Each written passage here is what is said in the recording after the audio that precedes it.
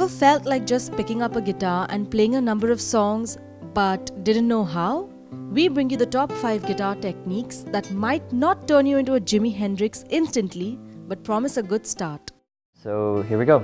It's chords C, F, and G, and it's a good way to get started, and it takes away from the boringness of theory and that kind of thing if you just want to jump in and have some fun. So the first chord you'll need to know is C, which is, so you'll have to place your fingers here on the 5th string. So this is a C chord. You'll have to use your 3 fingers, one on the 5th string right here on the 3rd fret, one on the 4th string here on the 2nd fret, and one down here on the 2nd string with on the 1st fret. And together, if you play it like this, we'll have a sound like this. So an F would be, you'll need a finger on your 3rd fret on the 4th string, a finger on the 3rd string 2nd fret, and your first finger, if you can put it on the 1st fret covering both strings like so, and you'll have a sound like this.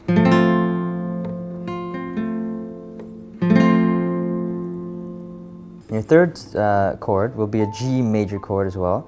A G major chord is when you have your finger here on the 3rd fret, then you need one on the 2nd fret right here, and your remaining 2 fingers, your pinky, if you can put it on these 2 strings at the bottom, on your E and B strings, and you'll have a sound like this.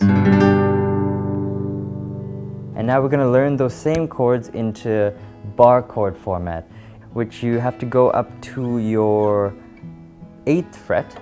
So what you do is take your finger, your main finger here, put it over the entire fretboard over there. And what you want to do is take your 2nd finger, put it on the 3rd string. You want to take a finger, put it over there, and your pinky finger just at the bottom there. So you can do this form basically all over the fretboard.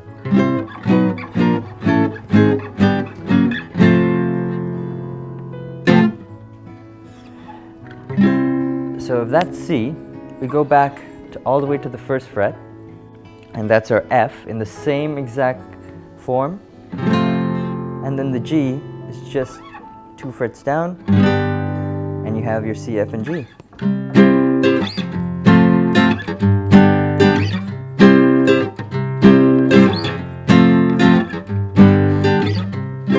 I generally start with a G chord because it's easier to go to the next chord. Start with the 1st finger. The 1st finger is on the 2nd fret of the 5th string. Okay. The 2nd finger is on the 3rd fret of the 6th string, and the 3rd finger is on the 3rd fret of the 1st string. From there, you can go to a C chord, which is like that. The 3rd chord is you just lift the 3rd finger and move it down there. A minor. Okay. There you go. Yeah. We'll try 3 chords which I think can be used in a song, which is E minor, Okay. C, and D. The first chord would be E minor, which is easier because you just need 2 fingers.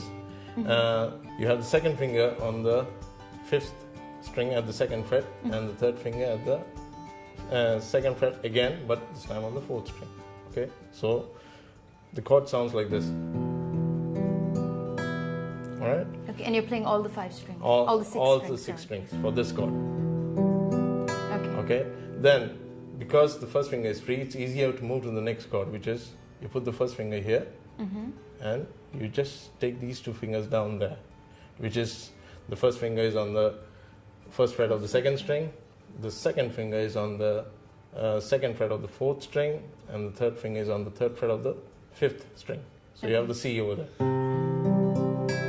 So the first one was E minor, and E then minor. you switch it Yeah, to so C. it's easier to move. C. Okay, great. Very easy to move from.